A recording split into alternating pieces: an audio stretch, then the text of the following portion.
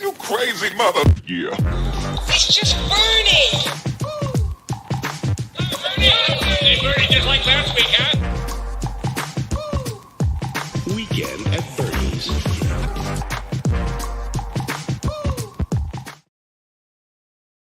Welcome, everyone. It is a MetaMaterial Monday, episode 5, I believe. Yes, that is what I labeled it. And I labeled it Full Moon Alchemy because it is a full moon. And we are just about 2 months away from my 40th birthday. That's right. This guy right here, 40 years of age, coming up in 2 months' time. Why do I look so young? Is it because I drink the ionic water of the purple gold, Ormus, that I have made? And what are we looking at? Let's do some purple. Still got my hair. Not gray. No dye. That's the way to be. Okay, so we've got a picture of an ice cube. What is this ice cube? That is the water I just showed, frozen, and it freezes. Good day, Aaron. Good to see you, brother. I was thinking about you earlier. We got to do an episode again soon. But back to what we're looking at.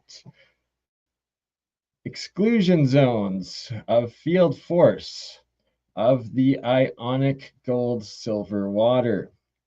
And all the ice cubes freezing with these specific field force lines and exclusion zones between where there's bubbles and where there is not, and you can see the light passing right through. Have I discovered with MonoAtomics the real elixir of life? Is it the fountain of youth? Are we seeing the ultimate structured water? I think so. I think that's what you're looking at right here.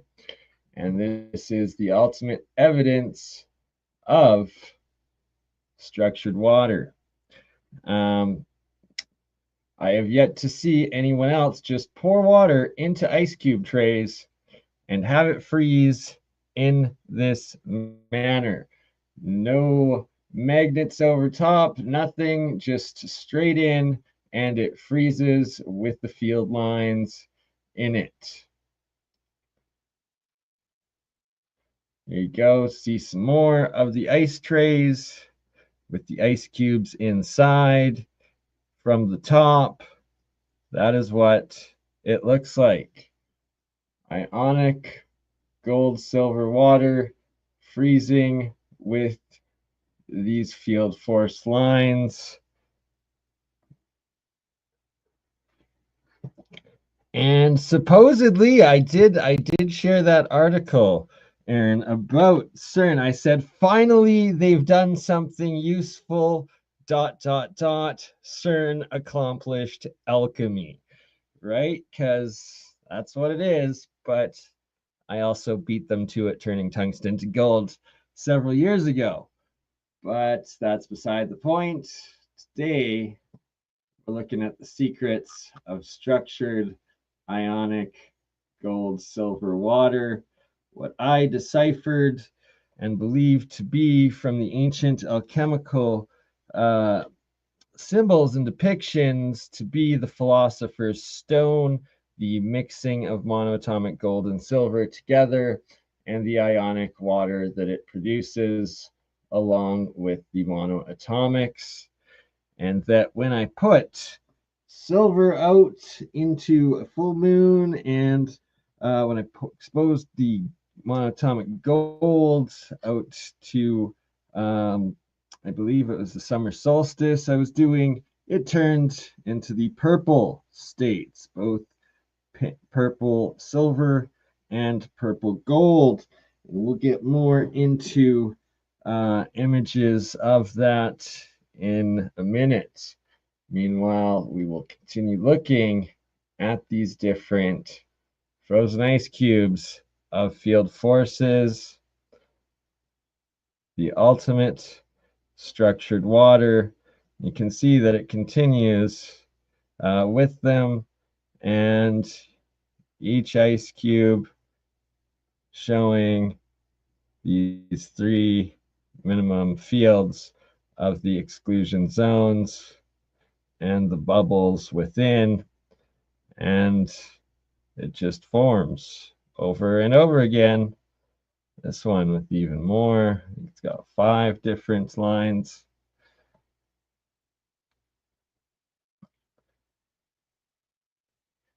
And is this what's keeping me looking so young? And definitely not the bottle on the left. When it oxidizes, when it becomes blue, it will poison you. Diatomic oxidation, that is not what you want. Good to see you, William. And yes, I've, as time goes on, I maintain good health by drinking this water. I believe I've had blood tests and made sure that I am not I have no heavy metal accumulations within me. And yeah, I do not recommend trying it yourself unless you know what you're doing, because you can easily poison yourself by making the oxidized anhydrides. But when you figure out what you're doing and you get the pure white monoatomic ormus, as well as the purple state ormuses. And so I just have to point out here that this is when I'm rinsing the ormus out, that you pour the top water out, then you pour new water in, and that is why the ormus is currently mixed throughout there. It does settle within a short period of time. And then here, the blue oxidized that I had the year before turned black. And yeah, the sun seems to turn the copper oxide into a black form. Here we go. Here we got some more of my ice cubes in my ionic water that I drink while I'm at work. And again, you can see the field lines within them. And yeah, that's just, again, there. That's just on the side, is why it's less visible. How we do. Now we're getting into some experiments. Was this what I was wanting to show next? No, so let's stop with this one. Sorry, we'll go back. Maybe this way. Okay, yeah. So here you can see some of the purple ones as I flushed them with the new water and all mixed up. And that this one was the silver, this one the gold, and this one was a zinc that I also have been able to turn into the purple state as well. So multiple metal elements that I've been able to get into this purple ormus plasmid state, and I have yet to see anyone else out there replicate any of this. So just remember, old Bernard the Alchemist, turning 40 this year, looking 25, like or 28, I guess, when I started drinking the waters. Hopefully this maintains as time goes on. All right, in this reaction here between Bert and Ernie, there's no electrical input into this jar. This is a silver coated copper wire and silver coated Magrav coils. And shout out Mike Does. Good to see you, brother. And I will figure out time this week for us to finally do an episode because it is long overdue. And for those into free energy, look into Mike Does channel and his great work on the DC pulse motors, flybacks, and a whole lot more. Right? I see. Do I look like I am 40? I honestly believe this right here is the key, and that fluffy, magical monoatomic ormus, as well as then the gold silver in the purple state. And yeah, be careful out there, right? Early 30s, late 20s. I appreciate that.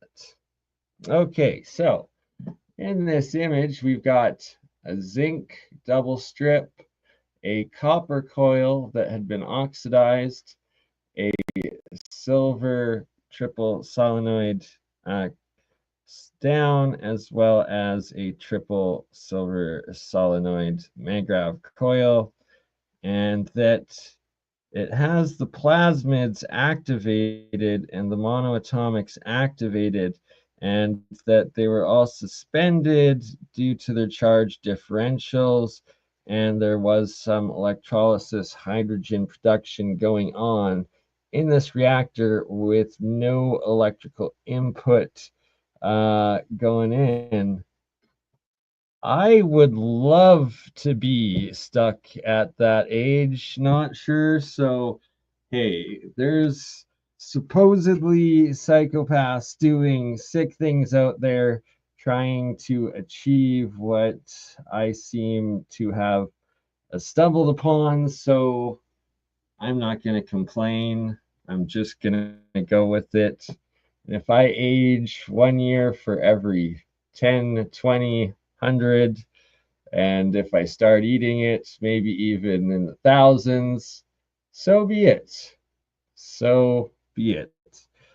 I've always envisioned that as my future and my life since a young child, and it seems to be how it is turning out with any luck.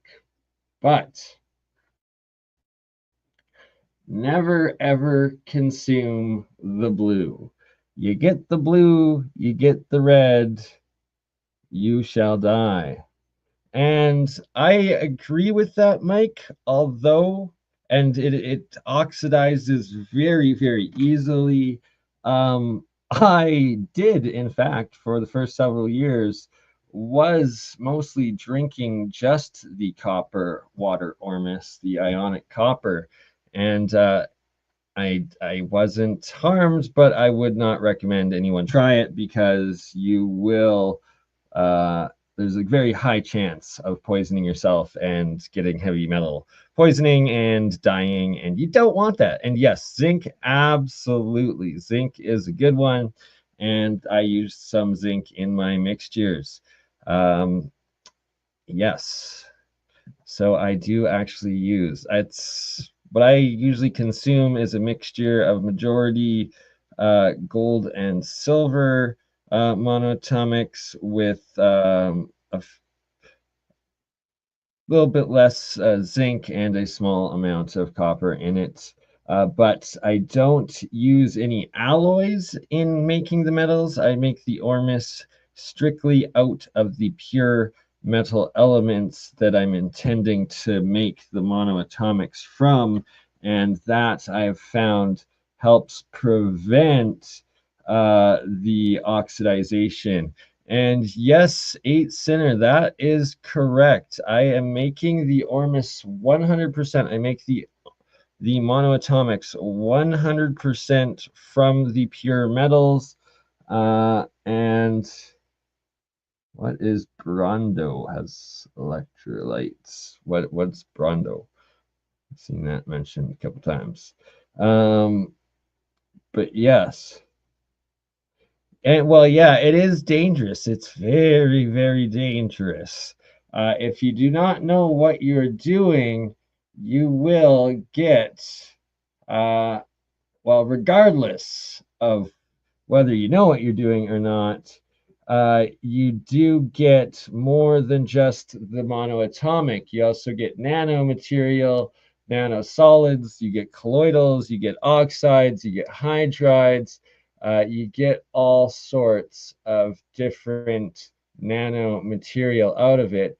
So here you can see the pure white monoatomic, but then you can see the gray, the darker, some of the nanometals, as well as there's some blue in the back of some oxidized.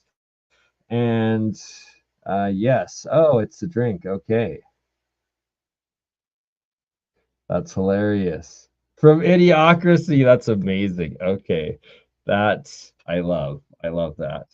It has electrolytes, yes, that were salt and that poisoned all the plants. Yes, it's not what you want, the salt. So I'm not doing it through a chemical process, though. I'm doing it from an electrochemical process. And exactly, right? I'm not dead. In fact, I'm looking younger than I should be, and healthy, and haven't been sick since I started consuming it. No jabs, no nothing. Lots of exposure to the different illnesses going around, and yet I never caught it. I've been on it for 12 years now. I've been drinking so I am not talking about consuming this, not the salt waters. That's all gonna kill you. The brown, the orange, everything else will kill you. Just the white, fluffy monoatomics that I collect from it and then rinse over and over again out, and then the ionic water that then I make from the monoatomics redissolving into the water. That is what I have been consuming, and yeah. So here we go. There's a better colored picture of it, properly illustrated. This stuff here, that's going to give you heavy metal poisoning. Do not mess with that whatsoever. So I haven't done no smelting, but I did use some lead. I made lead monoatomics once, and lead almost made me dead. Do not mess with it. Lead's extremely strong. Just being in the room around it, instantly I felt like there was 1,000 tons of weight on me. It's just like the pressure. It's wild. It's crazy. Sucked the life out of myself and my dog for the one day before I got rid of it. It is not something to mess with. That said, that's in the ion aspects and the nanomaterials of lead. Transmutating it into gold, once you get it into the red state, I believe very possible and probable, in fact. Okay, we're gonna stop with that screen share, and we are going to go with this one right here. So here you can see the pure red material that I've been making, it a little bit purpler down this one. a little bit orangier there, and the pure red. This is the silver red, I guess, ormus or diatomic, triatomic, plasmid, nano material. And this one was copper, and this one I believe was iron. And they are in that red, I believe, to be superconductive state. They're super active. Um, they're very reactive, very combustible, and they do ignite when dried out. And that I do plan, and I suspect that red mercury, okay, how you make that red mercury? Well, you dissolve the red ormus, the red state metals, into that mercury, and I'm pretty sure I can get it into that red activated state by adding the hydrides into it, and that I also believe that I can get the pure liquid metal mercury into this red activated state that you see on the aluminum here. Even though it's a little bit more purple looking, it's in that red activated state. And that I can also get mercury into it. I just need some mercury to play around with. But here you can see some of the white state, a little bit gray. This is silver titanium monoatomic ormus combo that I made here. And then this is also the silver titanium, this one more whitish, and part of the flushing rinsing process. In this reaction, that's a bad picture, but you can almost see the dewdrop here. That is not water, that is straight aerogel, and aerogel that is forming in the making. Also aerogel over here off of this electrodes that I've set up in there. And there's no energy in. It's specific reactors that I've engineered with multiple electrodes and connections that through the electrical differential between the metals and the electrodes within that create the reactions. So yeah, no long is time for setup to results of the white salt. Sorry, it's definitely man. Didn't quite understand your question. Sorry, ignoramus. But you don't seem to be an ignoramus to me. Yeah.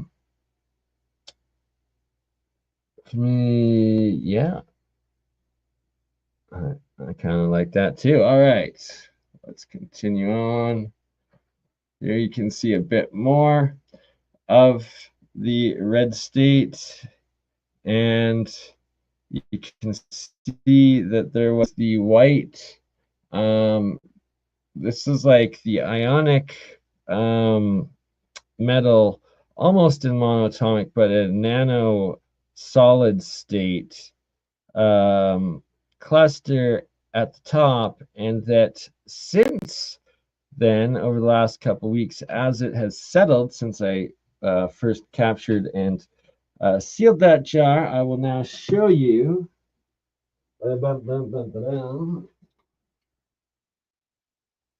what it has transformed into. Oh, I think I'm going to need a light. My apologies.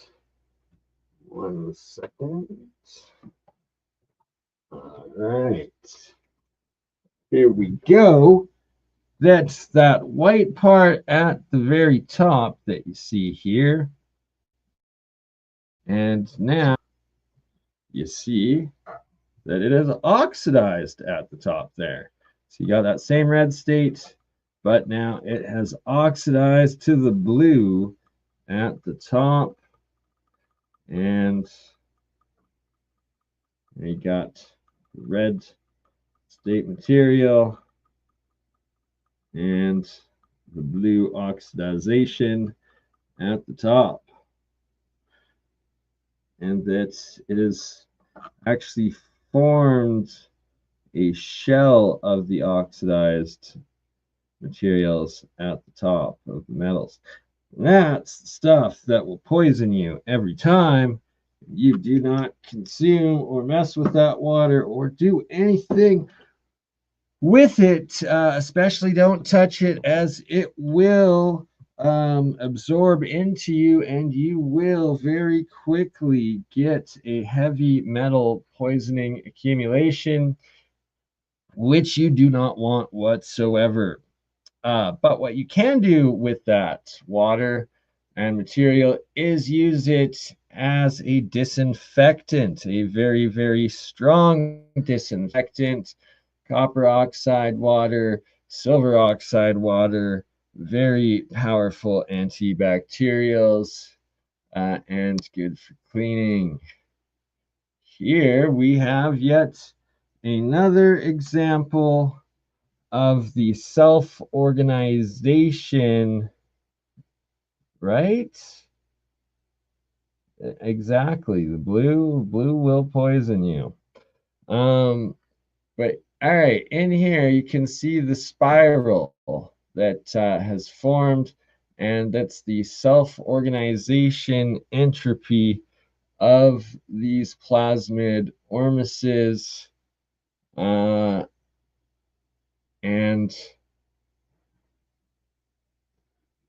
that they just form into these spiral galactic self-organizing structures anytime anything is mixed in with them or they're disturbed. The ormus in the water will form into these spirals as they structure or settle, and it doesn't matter if it's in a round jar or a square pail or anything else of the sort. They always form the spirals. And just to prove to you all that what I am saying is true, and it isn't just this shape of this jar, and no, I did not stir it whatsoever. That is a key part of this. And let's go back to one of the original. Oops, sorry, bear with me as we get to it. But you can see a oh, almost there. Almost there we go. All right, it's rectangle shaped structure, and boom, you got the spirals forming as well.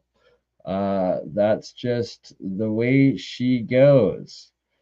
Now, what else were we looking at? Some of BurnEye's wild coil creations. Here's a type of aluminum copper aerogel, actually, that formed, I made as well. Here is the wiring for the Magrav coil circuit for anyone interested. Yes, this one right here, you got it. So this is the wiring for the Magrav coil circuit. This is how I wire the Magrav coils that I use in some of my experiments. And yes, there's absolutely extra effects from creating this triple solenoid electromagnetic field, essentially a plasma field. So here you can see a couple of them. When doing it, here you can see the perfect spiral again. This was some silver oxide I left out overnight on a full moon, and in the morning it had created this beautiful galactic spiral in the center, right? Or throughout it, actually, the whole cup having the galactic spiral, the yin and the yang going on in that. And yes, this was the thumbnail of tonight's stream. This right here, this is a whole other can of worms that fits into my number geometry dimensional theory of everything that I'll be covering on another day. But okay, let us continue. What are we looking at? Cloud of silver monoatomics there. Oops, why is it? Huh. Some of the Keshi coils that I may have made. My old print shop, first Alchemy lab. There we go. So there's a pure cloud of a silver, but look at that.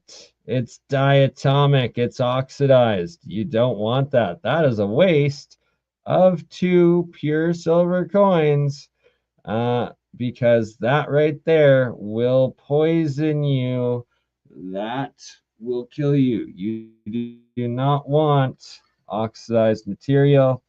I myself have yet to. It's something I really want to and need to do, and I have looked into, and you can see you got some organite pyramids right there between Bert and Ernie. But I myself have yet to make it, but I plan on doing so, and including different layers of my Ormus and nano structures. This was interesting. This is actually a clear line of exclusion zone of water. The light's not really doing it justice, but there was the oxidized Ormus on this side and on this side, and that this was actually a separating line of water between the two that was completely clear. Just the camera angle wasn't capturing it. Here you can kind of see it better, and that this is actually going through the entire water of the jar, separating the two sides. And oh yes, I did have a magnet there.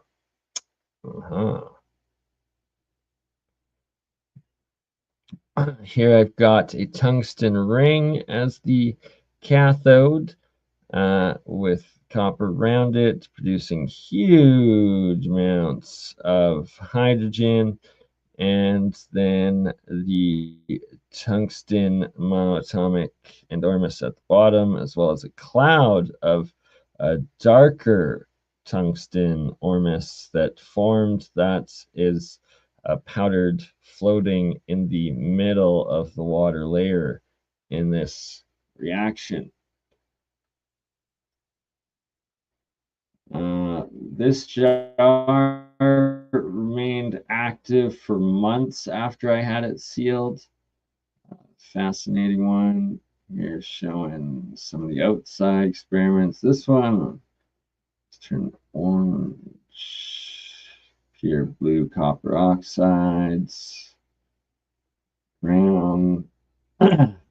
Here I had made a bagel coil years before ever even knowing if Bob had yet come up with the bagel coil, but instinctually came up with it on myself as well. This one showing a triple copper solenoid anode in the fully blue gel oxidized state. The metal is like a blue jelly at this point, and the oxygen bubbles completely sealed or stuck to around it from that magnetic field. So it's encased in oxygen bubbles. And here's another one showing the same thing of this oxygen bubbles encasing a triple copper solenoid anode, and it in the blue and black transmutational states, and then it was putting out the blue goo transmutational material as well. Very good stuff. Very interesting. yet to see many reproduce it. Here you got both the blue and the red state of copper on that coil, and it does form on lots of different coils where it's half blue, half red. Lots of BurnEye's different creations.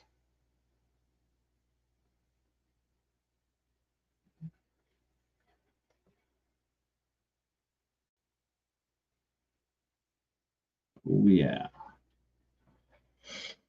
All sorts of coils I made. This interesting one, this copper and copper oxide, orange layer, and then exclusion zone. Copper oxides with copper nanotubes growing down from the copper coils, and these nanotubes are something else. Oh yeah, you best believe it. And steampunk, well, it's cold fusion. It's also hydrogen. It's hydrogen isotopes. It's atomic hydrogen. It's tritium. It's deuterium. It's MonoAtomics. It is the small g God technology. It is the building blocks of our universe, of matter. It is the link between plasma. All right, let's finish this little segment off with, oh, what's that on Mars? That's its old ice caps. Right. Mars had ice caps. Yes, so did the moon.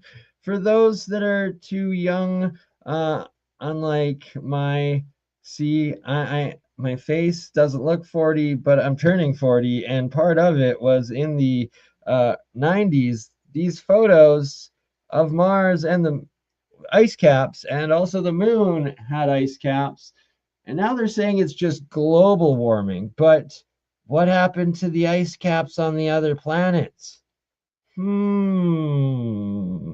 Maybe it's solar system wide. I think so. I think it probably has to do with the sun being in its new fifth age, 2012 being the Baktun end of the old age of the sun, and it is no longer a yellow sun. It is now a white pulsar and more energy, and the whole solar system is heating up. That's my speculation. All right, this quite amazing.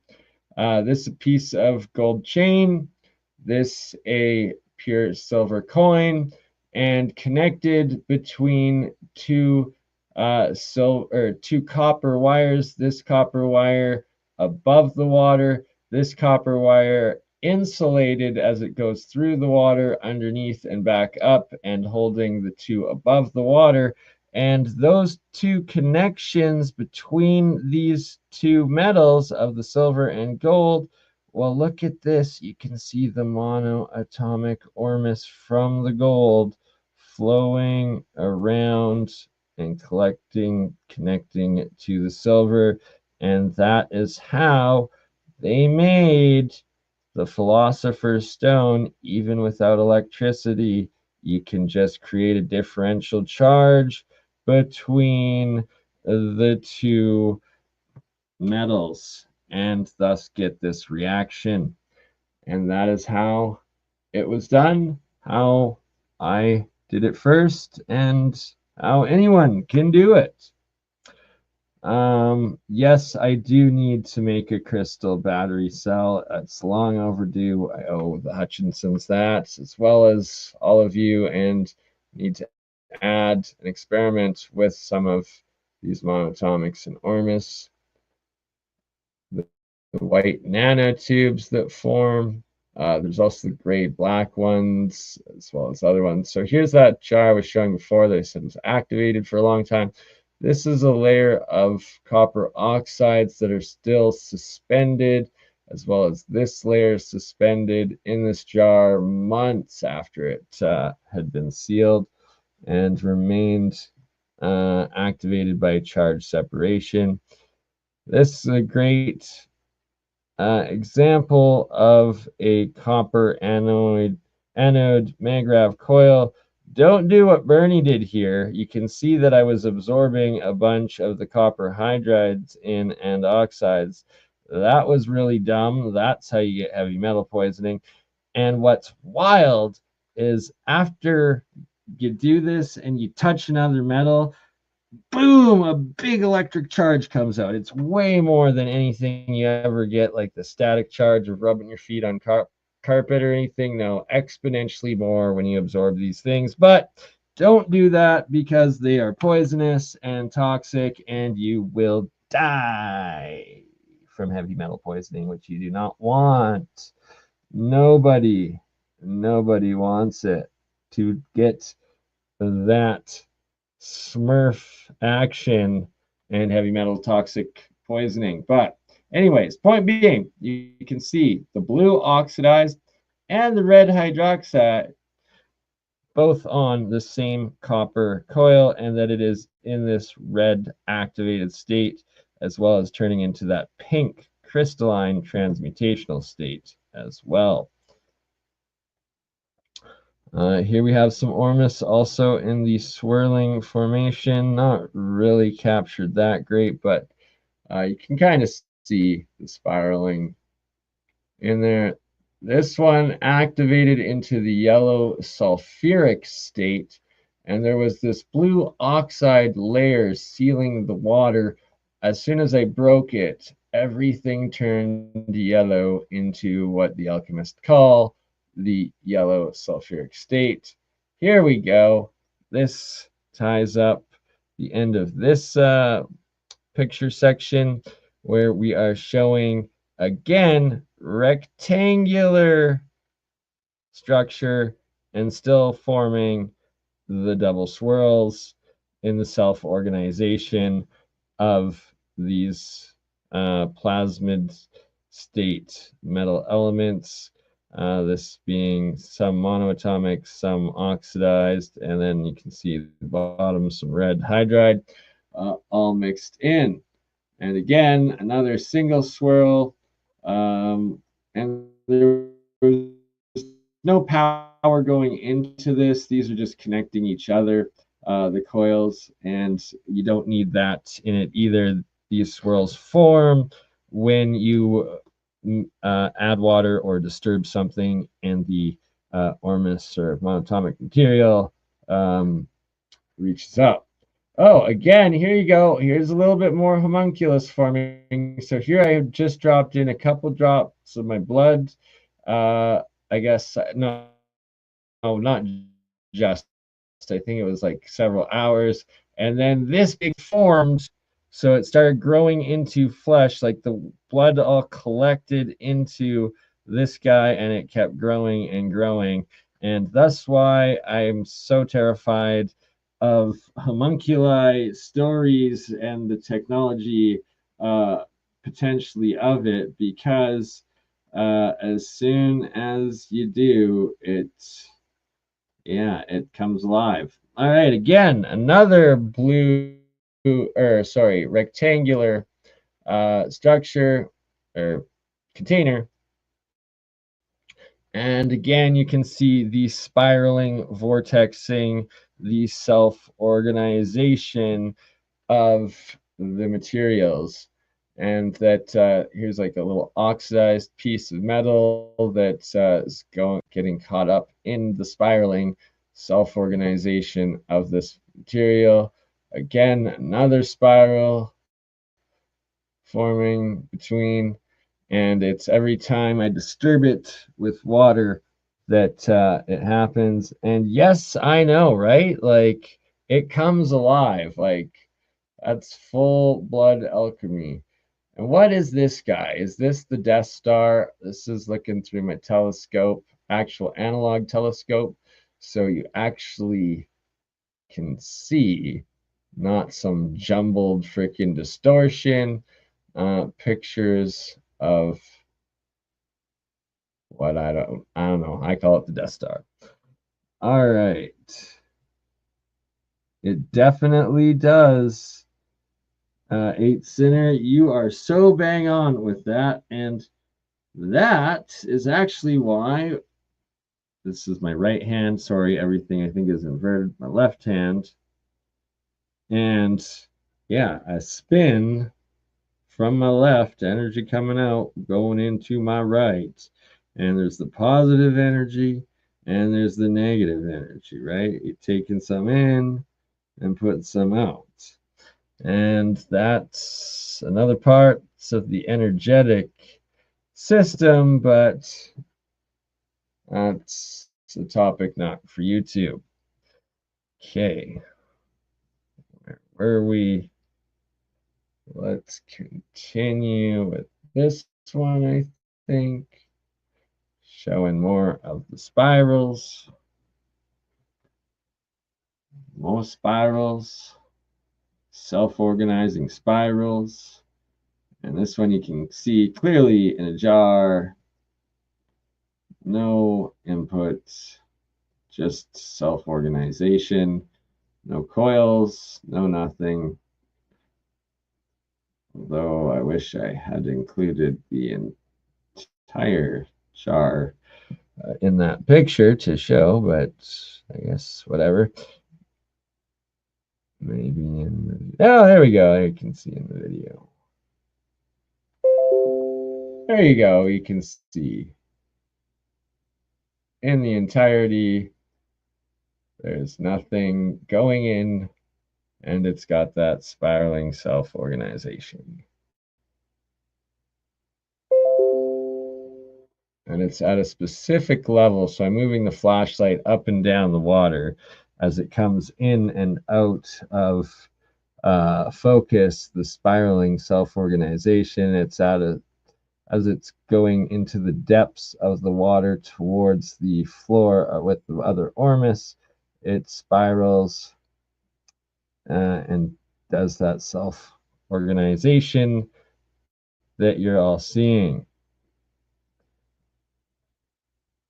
Much love and enjoy your rest, my friend. And I do love you all. Thank you all for being here tonight. We are 50 minutes into our Monoatomic Monday episode. This looking very brown in this picture. This looking almost yellow. This being silver. This being silver and titanium. And here you have the pure white silver titanium monoatomic material. And that is why you have to collect it from the reactions and separate it, because you don't want to get the toxic, heavier materials. And let's see, is it going to show between Bert and Ernie? No. Me. There we go. Just plastic homunculus for now. There we go. That jar right next to BurnEye. If it's or Bert or Ernie. Jesus, Ernie. All right. Too many Berts and Ernies and BurnEyes all in one. Ernie there, to the right of him. That jar. That is this jar right here. Still going on. Still making ormus. Zero electricity going in, just the differential charge. And back to the picture.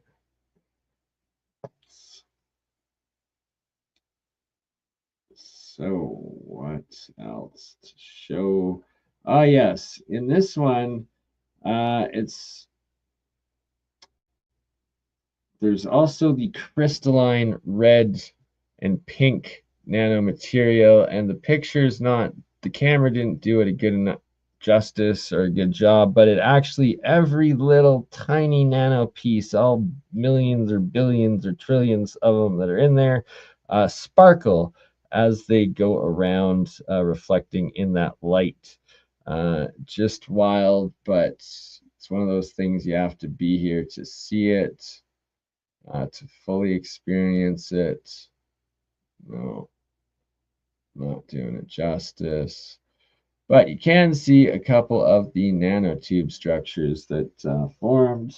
More self-organization of nanotube structuring. Here we got the pure white Armis collected, and always a portion of it floating at the top when you collect it for the first several rinses. Every time you rinse it, a portion still goes to the top.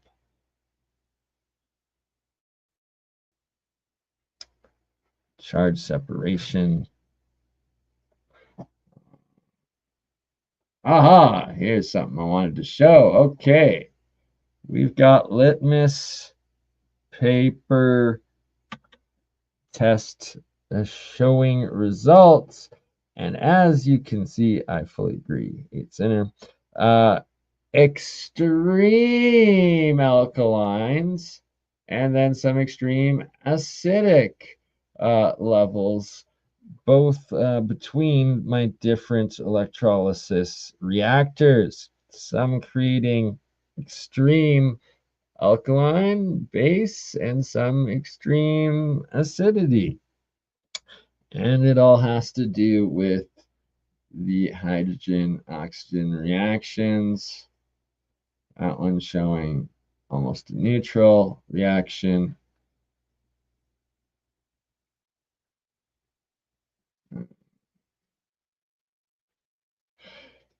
Was I going to cover? Oh yeah, look at how alkaline this one is, just coming out like whew, 14. It's looking 13, 14-ish for sure.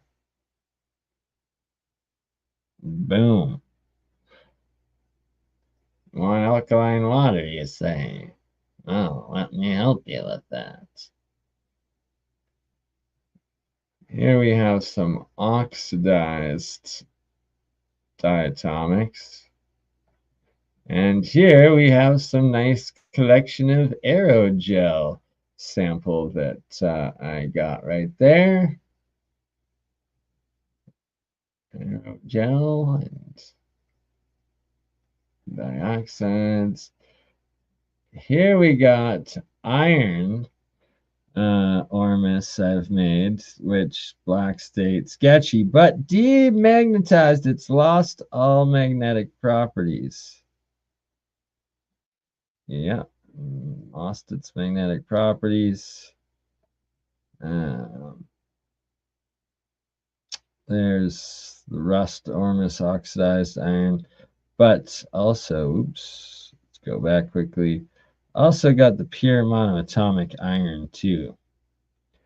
And then the rust-free iron that I was talking about earlier in Old Man Builds live chat, that I might release a little bit tonight on. Here we got red state silver, titanium wire, and a black nano coating that's self-arranged, and the pure white monoatomic silver and titanium forming underneath. Plasmid clusters. Here it's still oxidized a bit, but it has since turned pure white, that jar reaction.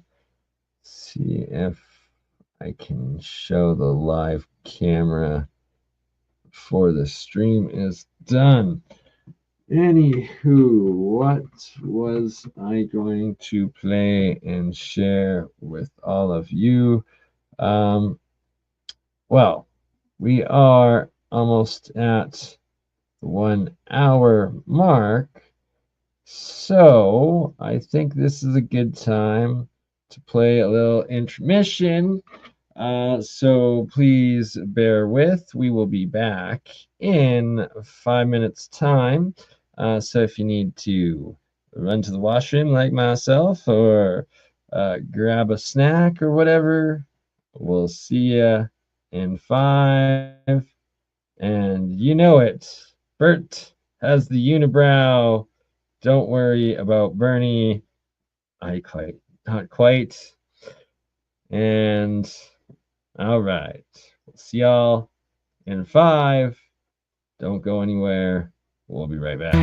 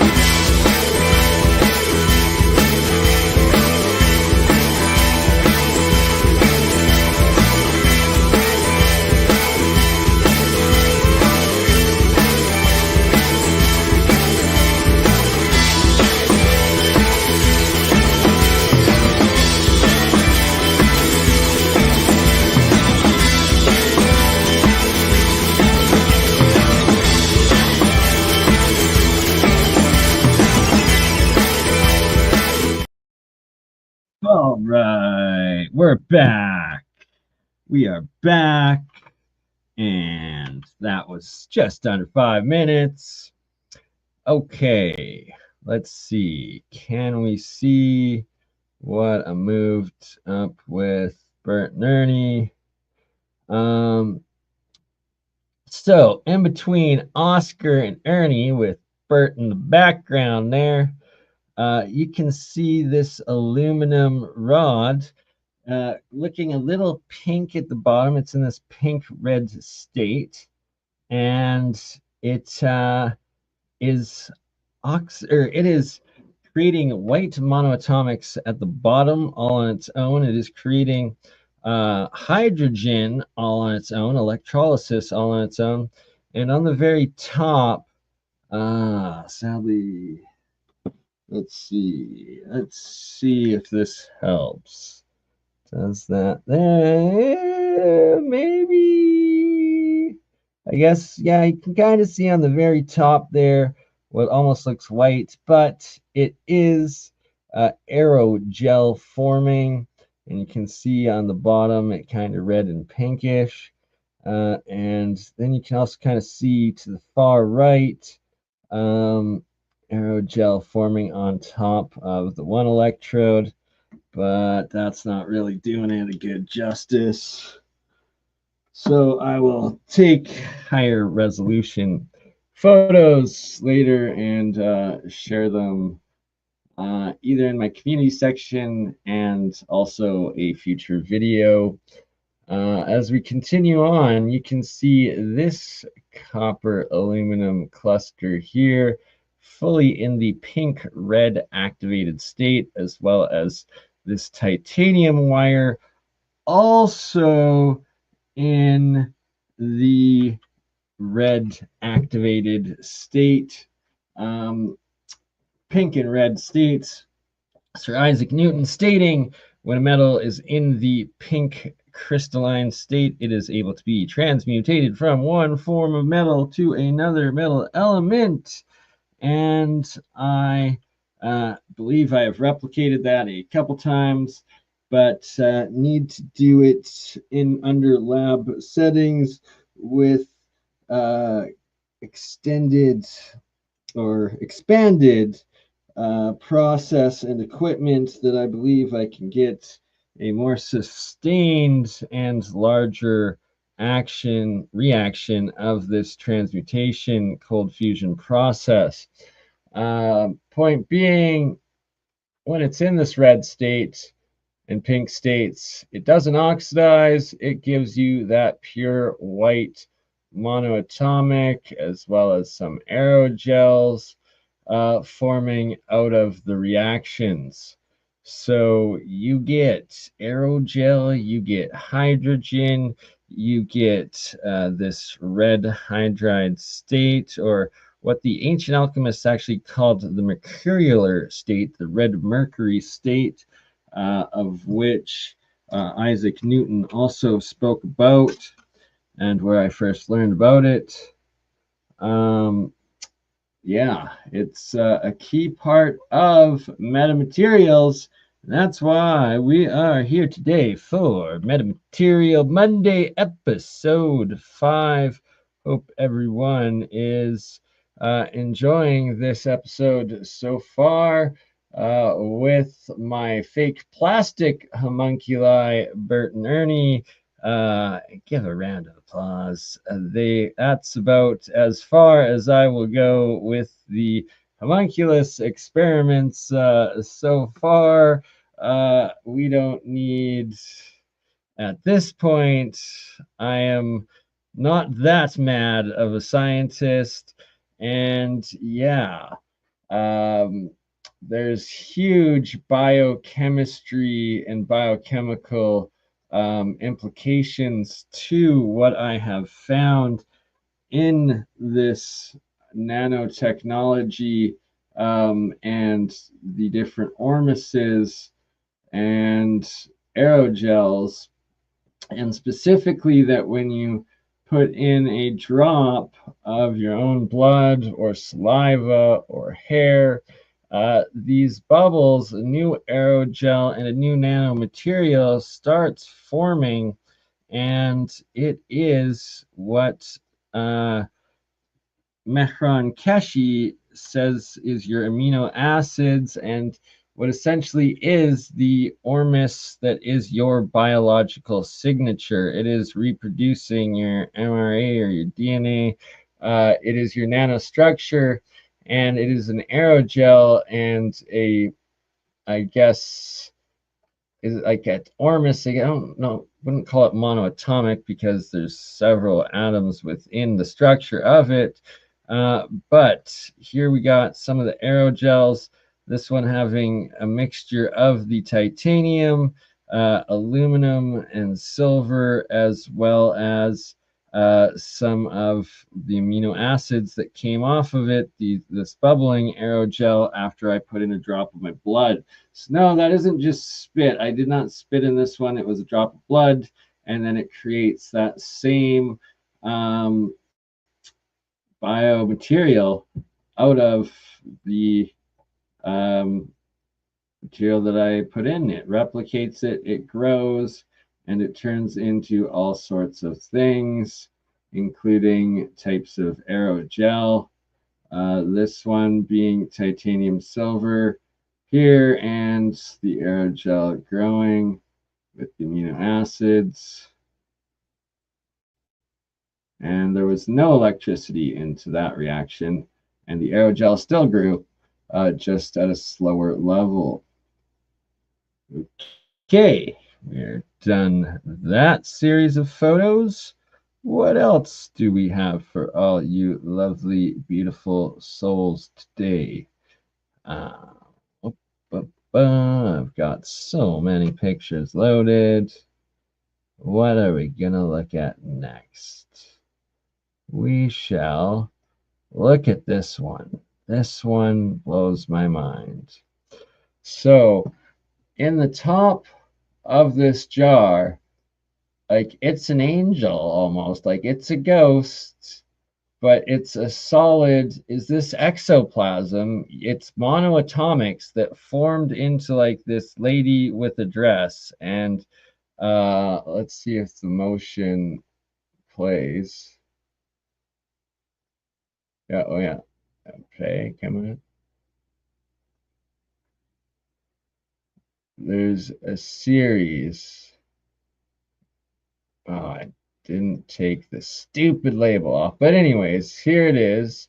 It just appeared one day in this jar, and it looks like a dress and a lady. I don't know. Make of it what you will. Floated to just below the top and is suspended there. And what a shape to take all on its own. Why would this monoatomics just self-organize into this sort of structure, right? Like very, very interesting. And it maintained this structure. Hopefully in these pictures I've got where I shoot the laser through it or move the laser. No. Well, I see the laser in my hand. Where's the green light? Where's the laser beam? Darn it. Come on. Oh, it's not in that series. That's lame. My apologies. Still hiding on my phone somewhere. Oh, there we go. Here we go. Now you can see the laser going through. Like, look, are those eyes and a head now? Like, shoulders, the dress? Like, what the heck is that? Like, that looks like a robe, arms, shoulders, a head with eyes. And now you can see as the laser goes through. Oh, I only have the one with the laser. Darn it. I've got a whole bunch more videos and pictures of this, sadly just not in this folder. But what the heck? Why did it form into this? I don't know, but there it is. So you can see self-organized into this plasmid structure. All right. Here we got a look, behind the scenes look of the Alchemy lab.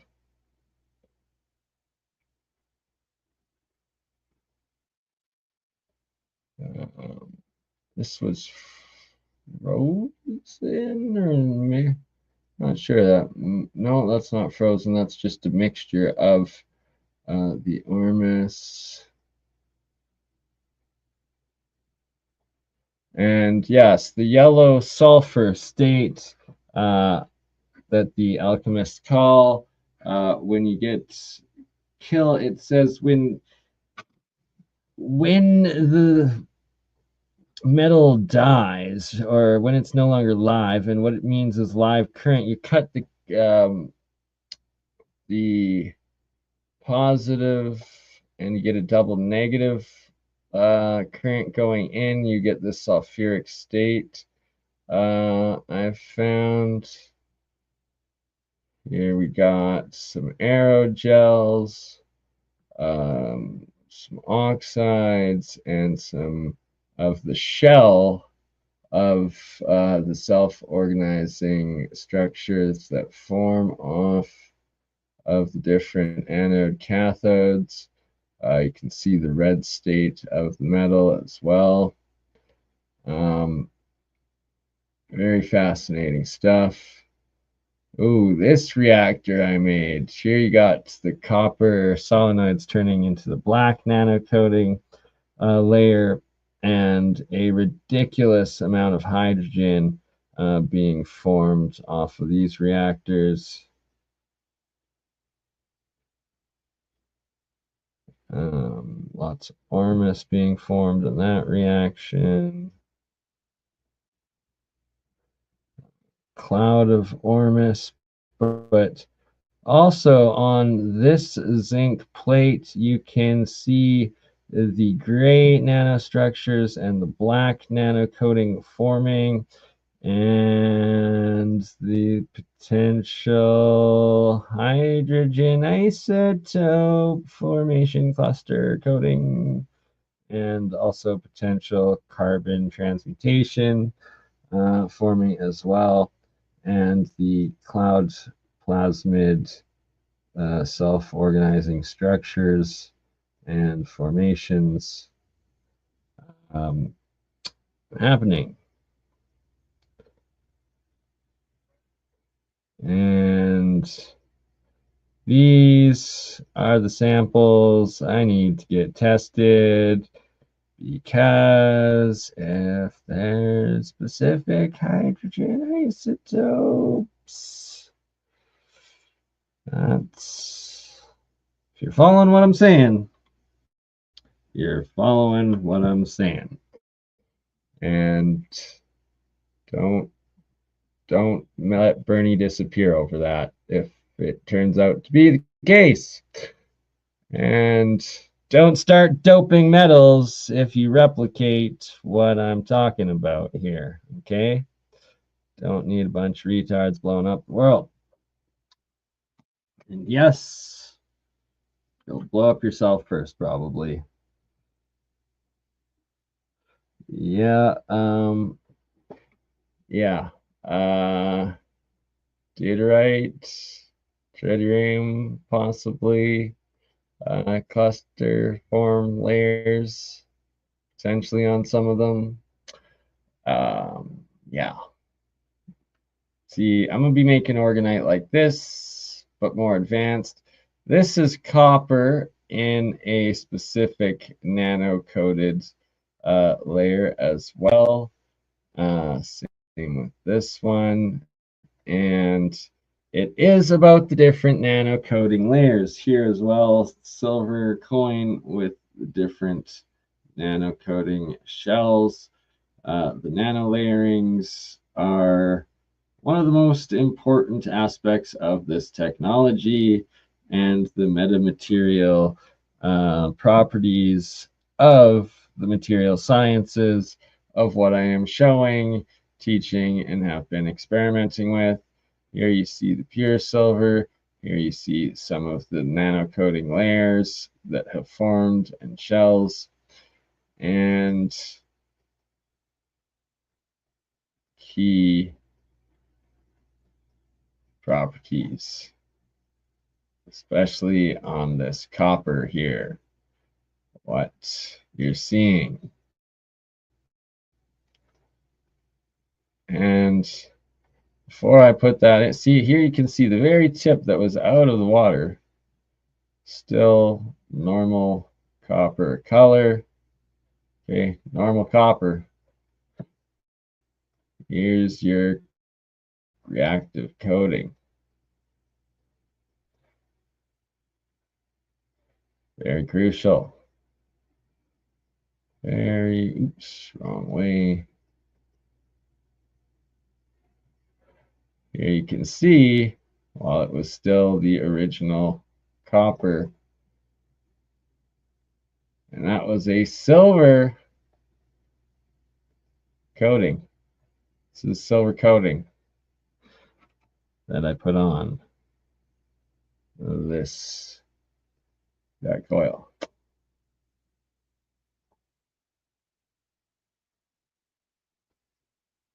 Alrighty, what else to look at other than Bert and Ernie and a bunch of jars freezing outside? Oh, what's a tungsten rod?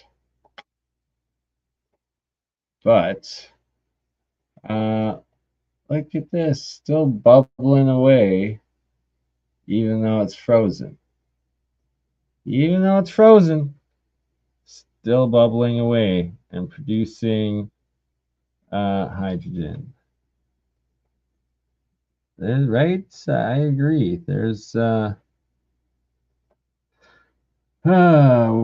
we are just one linear section of a multi-dimensional external eternal timeline and universe. Here we have the pink-red state going on in the copper coil. It's turning into crystals and it's crystallizing. And boom, you've got copper in the pink crystalline form and the crystals forming. So, and I have to state, this was not outside. That's not water. These are not water crystals.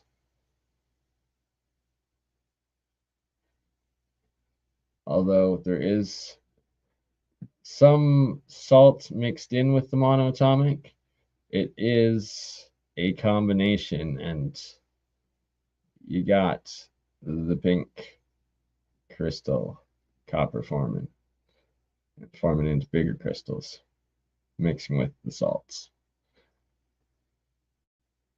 Potential quasi-crystals.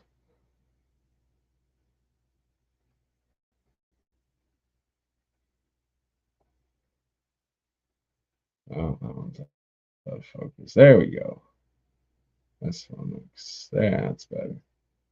And this is all copper. This is only copper. No other metals in there, anything of the sort. And a small amount of salt, but not nearly that much.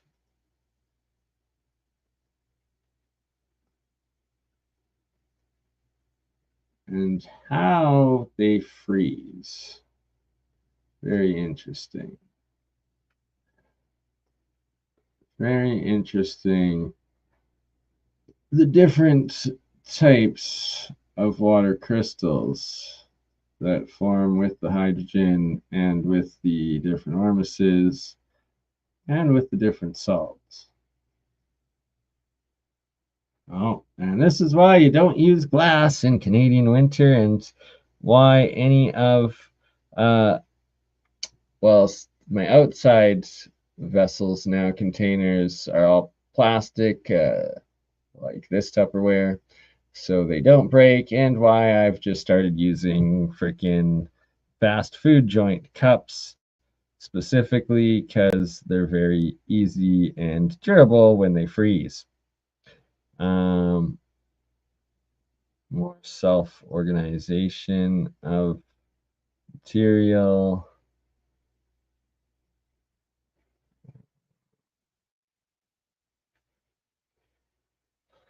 Zinc copper reaction, yellow state.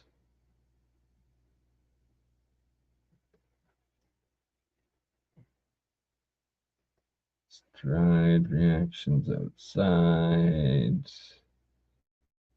Frozen.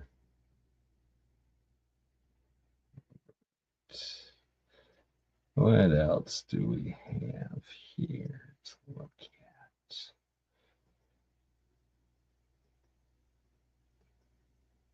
Different.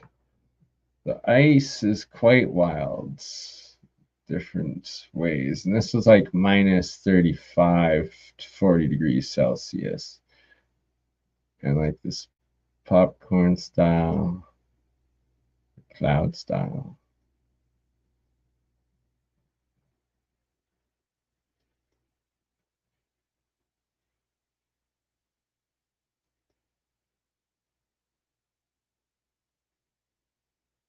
Very strange.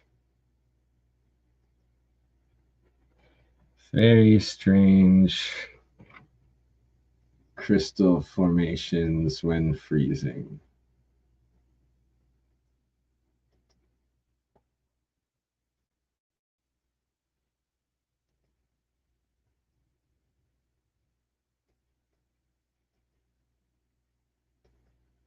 And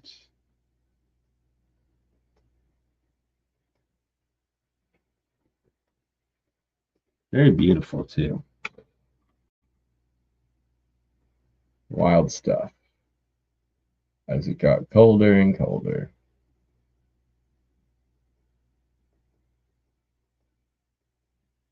So glad it's about to be Canadian summer and all that frozen stuff behind us for a while. Smoked quartz and some MonoAtomics. This level of Ormus staying above it.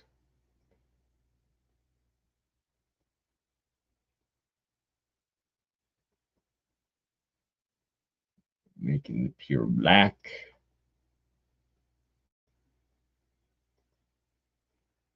All forms.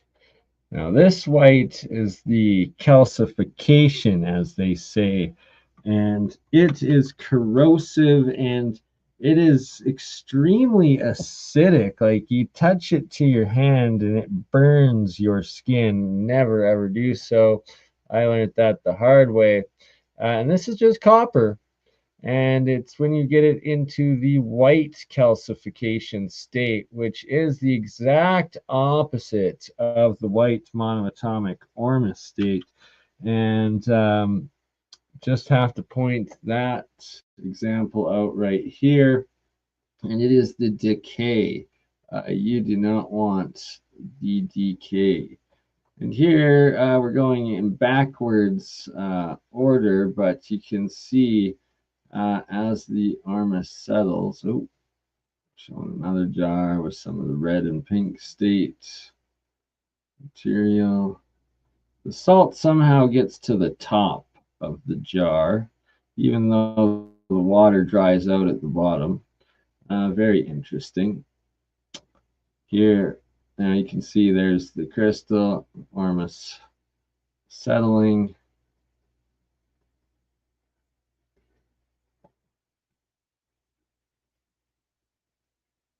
Or more disturbed because we're going in the opposite way. Hey, hey. Behind the scenes of the Alchemy Lab. Yes, I get a sponsor by the Classico pasta sauce. So please give me more jars with the pasta sauce in, and then I put my Alchemy in. Yeah. when the cups I use too. Yeah, give me a free burger. I advertise for you. Oh, what's this one? Now, good iced tea, good earth, or something. I don't know. Something. Yeah. I don't think I'm getting any sponsors anytime soon. But you never know. You never know. Come on, Classico. Give me some money. Let me rep. Let me rep your pasta. What do we got going on? Atomics, something. Oh, that's the end of that album. Oh, yeah, you can see the dual vortices self-organization going on. That's what we got in there. See that double spiral going on? Hopefully.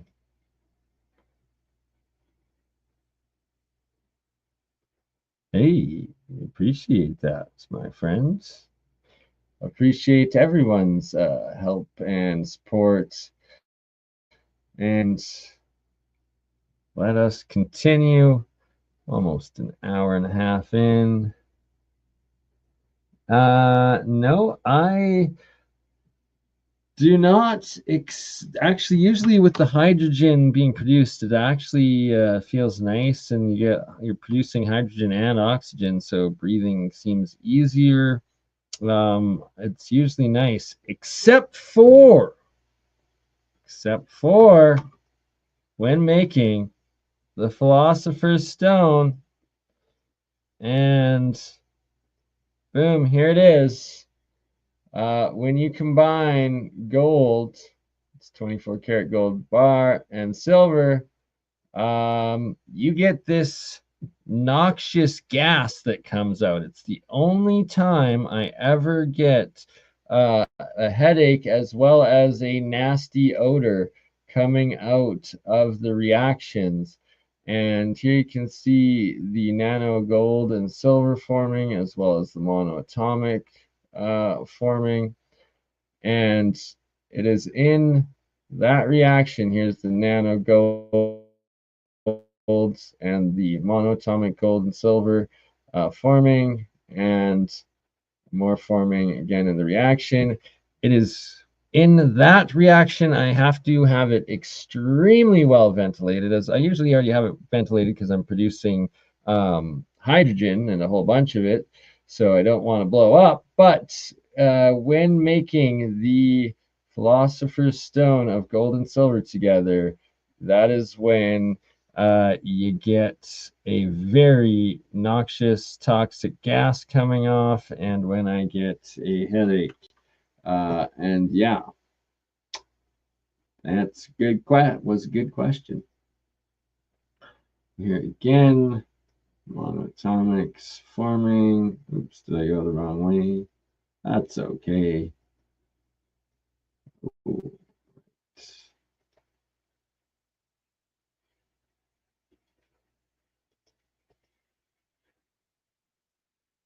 Golds and monoatomic. Nanogolds, monoatomic. That one being the first collection of the reaction, and continued the reaction in the next jar. This is the Philosopher's Stone, and that is what turned into, after leaving out in the sun, into my purple monoatomic or tri or plasmid ormus, the gold and the silver in the purple color. Let's just show how purple it really is. So you can see this. Maybe you see the purple. Let me see the purple. Let me see how purple it is. The light is too bright.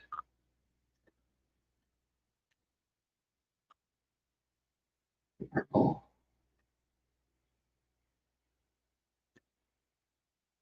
It is a dark, deep, nice purple. It is the purple you want. There we go. Starting to see a little bit of that true purple color.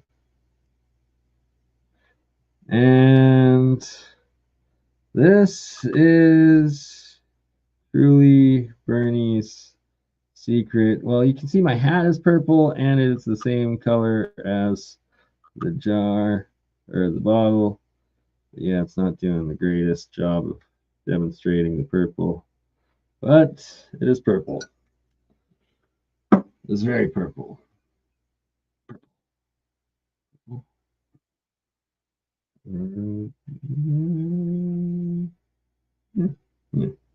Okay. To tell you more about the purple is the secret sauce that I will be publishing more on later, but I probably gotta file me some proprietary patents first. So love y'all, but not quite yet. Although if you listen through, I've pretty much given it all away, how to do it, activate it. Also here you can see that's gold, pure black, that's silver, pure black. They are nano coated to be able to produce that pure white fluffy monoatomic or mist from them. And if you don't have them coated properly, it oxidizes and you're wasting your gold and your silver into toxic oxidized material. Not what you want. Not what you want at all. And here you can see that I've got a piece of loose leaf paper behind just to give you that clear white context of the color of the material, as well as the gold of the nano gold that is super saturating off of that nano coated pure gold anode.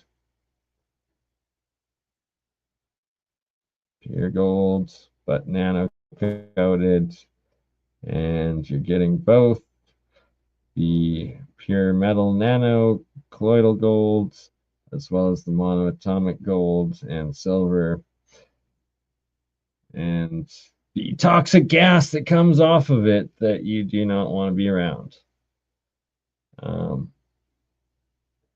Yeah, it's about as much as I can really say on that, and hopefully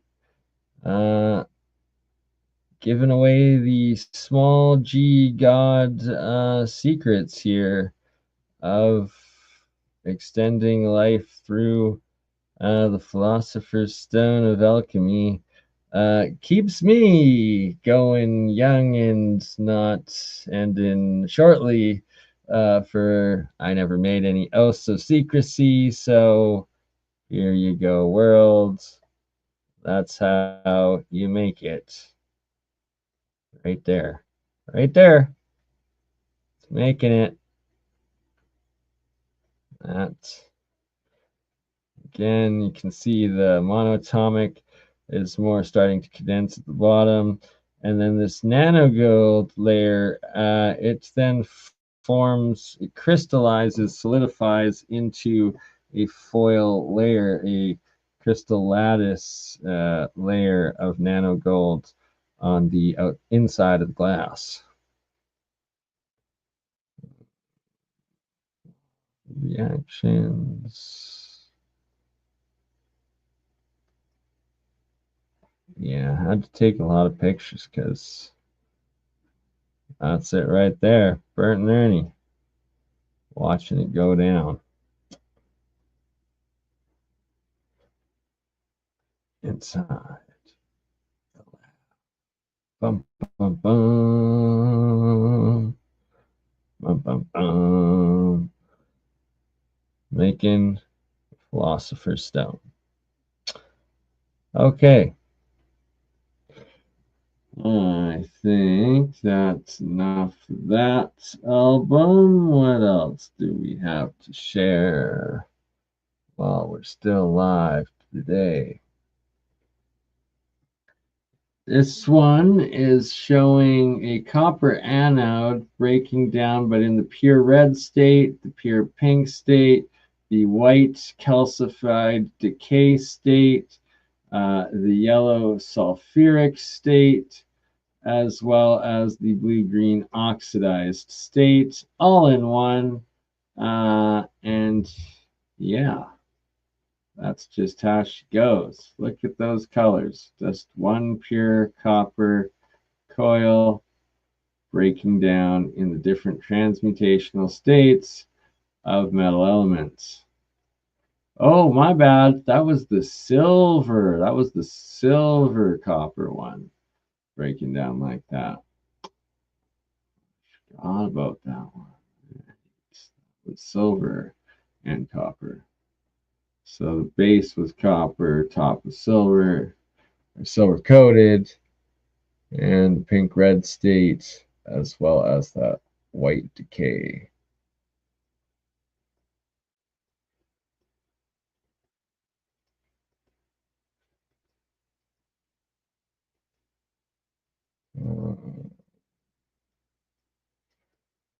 Different material forming, but you get the orange. It's, I believe, copper trihydride, CH3, CuH3.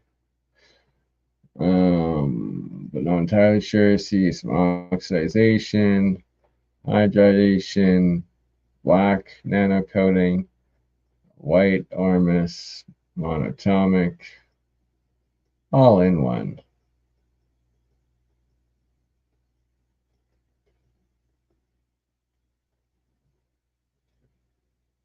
Different suspended plasmid groups in there, floating above, exclusion zones, and potential aerogels.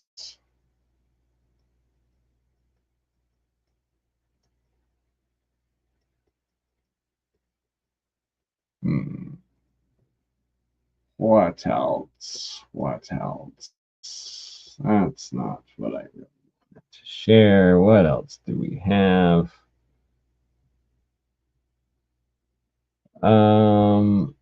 So some of it just takes hours, some takes days, some takes weeks, depends. Anything with the electricity, you're talking minutes to hours. Full processes being done within 3 days. Without electrical input, a lot slower, but a lot more different possibilities. Although I've got a whole lot more to test and publish and experiment with to fully give proper details. So yeah, most of that stuff does turn in is straight powders once you rinse it and dry it out and stuff, and get all the salt out first, and then yes, all the materials are just metal powder. It is that quantum dust. It is the dust. It is the, I believe, quantum matter. Here we got some more jars mixed up with the purple powders and the white powders. And that was gold, that one's silver, and this one was zinc. All in the purple, and then in the white as well. And yeah, this is what I will be doing again. And this summer, starting right away, starting the planting here in the next couple weeks. So I will be doing episodes on agricultural alchemy coming up, and a whole new season experimenting with using these waters on plants and seeing how they form, or how much extra the yields seem to be with the white and purple ionic waters. Here's a good one of some red pink crystal copper formation, the active hydride form of the metal in that activated state, as well as the crystalline. So there's the red activated and the pink crystalline. And thank you, 8 Sinner. I appreciate it. And I will be putting more of it out. And that is the ionic water that I drink, the straight purple. And here now you can see that it has since settled down and just the purple at the bottom. And little cloudy with a small amount of it left at the top.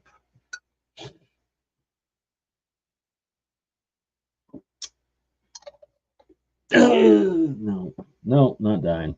I'm good. Yeah. For gold, to get it in purple, you leave it out in the solstices and equinox.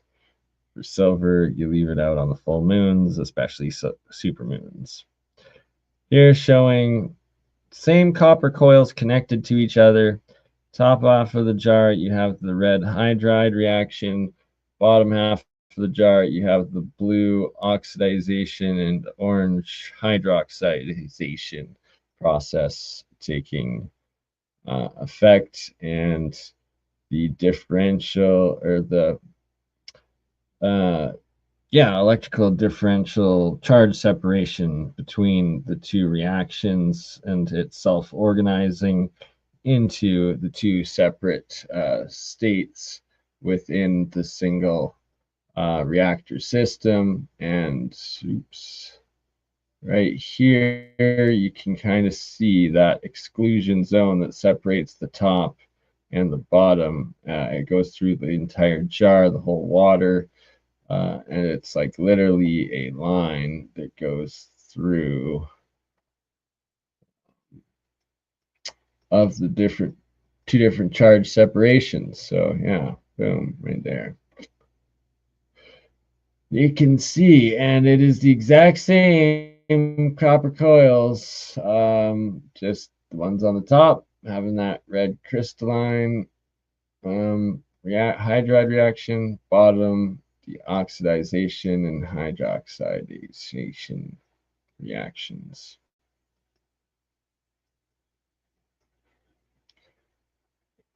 And this was the same.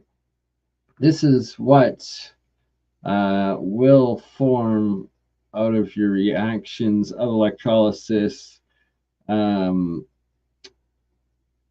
once the reaction breaks from the monoatomic hydrogen production and goes into the oxidization aspects. All right, we're back at my ice cubes. For those that missed earlier, special ice cubes with the fields in them. That's from this ionic water being frozen. Trying to skip through to find more of my ice cube pictures. Apologies if you're having a seizure from the pictures flipping. So, hey! Okay, so this was ionic silver. This was the purple silver water, and it does another type of interesting structures. Like, look at that. These different type. You still see the field lines down, but there's a different type of form and how the bubbles shoot. It's quite strange. So this was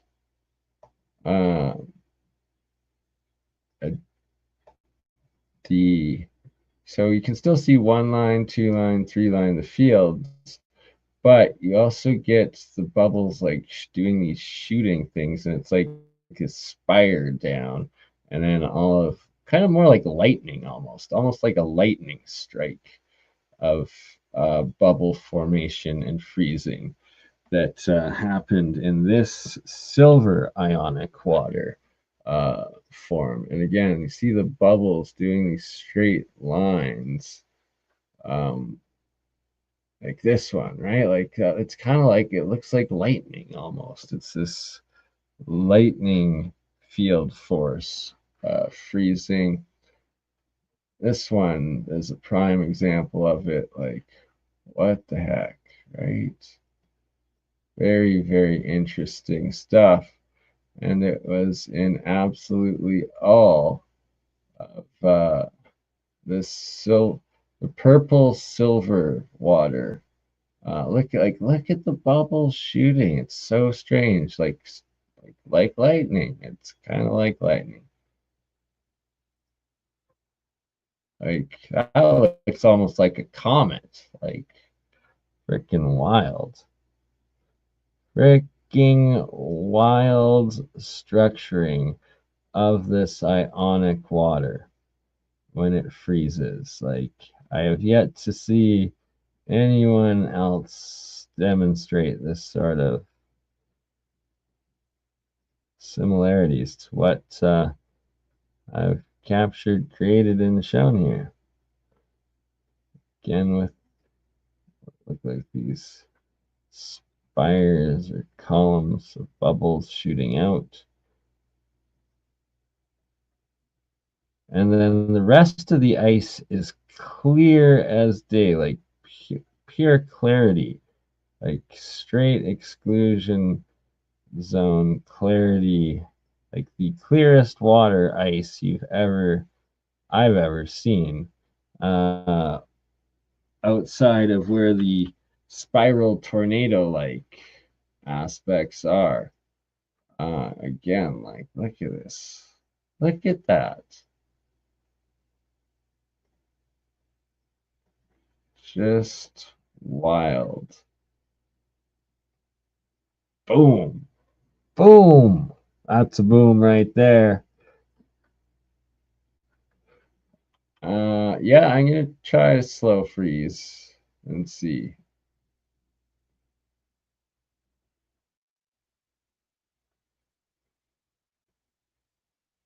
And this is the super water that I make and that I consume, and that has me at the young old age of turning 40 in 2 weeks' time.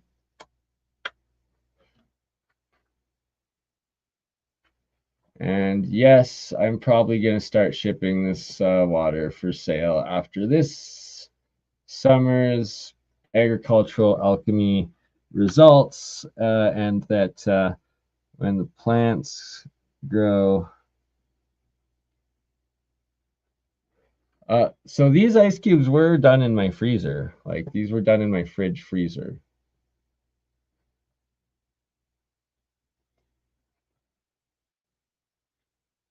They weren't flash frozen in -35. These were just in my fridge freezer. Look at the clarity of the ice without the storm.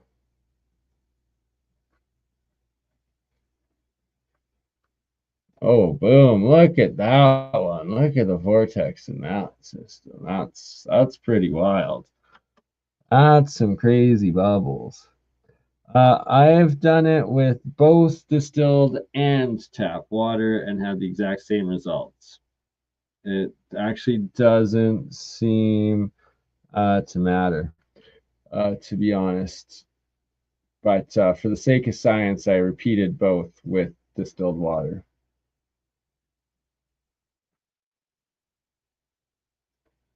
This one I'm pretty sure was tap water that I then turned into the ionic water and froze in the freezer in an ice cube tray.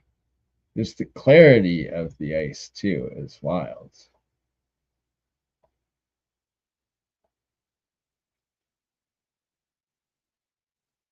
Boom, look at those bubbles. Formations. And we are gonna show here momentarily as I get to the end of this section. Look at this one. Look at those bubbles. Just, it's wild. Almost looks like a hand. Wow. Freaking crazy. Freaking crazy how they form and what they created. Like, look at that.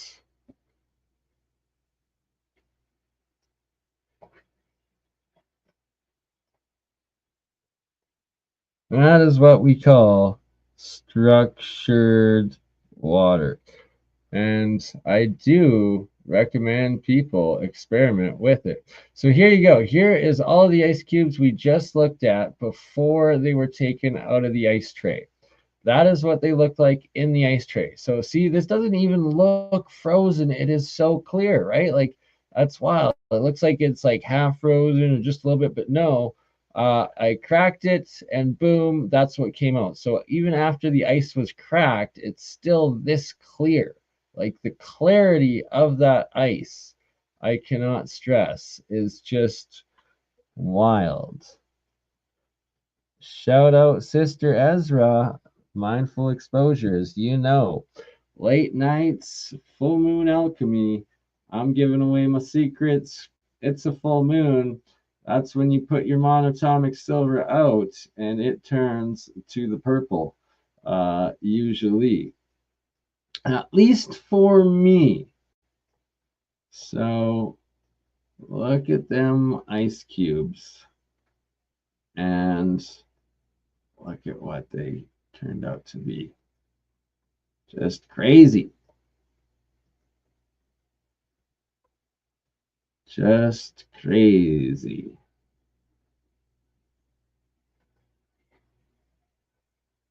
Okay, so that was them. Like, I was just mind blown when I pulled it out. I was like, what? So cool. Yes, so that came from this water. That's what that one was. And yes, I have recreated the ancient alchemical purple metals and white metals and structured waters and the rest of it. And we will finish off, I guess, with some of this. And on a super moon, when you rinse, it seems to go neon in color. Oops. Okay, so there we go. We look at the other ice cubes to finish off. There's the purple gold ones with the field lines, just to refresh. And look at that. Look at the exclusion zones. Look at the fields. That is structured water all the way. That is the water I'm drinking. That is what it looks like when it freezes. They all have these bubbles in lines and the exclusion zones. That's about as structured of water as you can get. And here we go. That's a first rinse on monoatomic and diatomic silver, and it's activated. I do it on the full moons, and tonight is a full moon, so I've got to go. I've got to let all of you beautiful souls watching, thank you for watching, but it is time for me to go and do my rinses on my silver materials, because it's a full moon and that's how it works. That's how it's activated. That's the time to make it, is on your full moons. And on that note, love you all. Thanks for watching. We will see you on the next one. Ta-ta. Have a blessed day. Thank you for joining for MetaMaterial Mondays, episode 5. You crazy mother. Yeah. It's just Bernie! Hey, Bernie, just like last week, huh?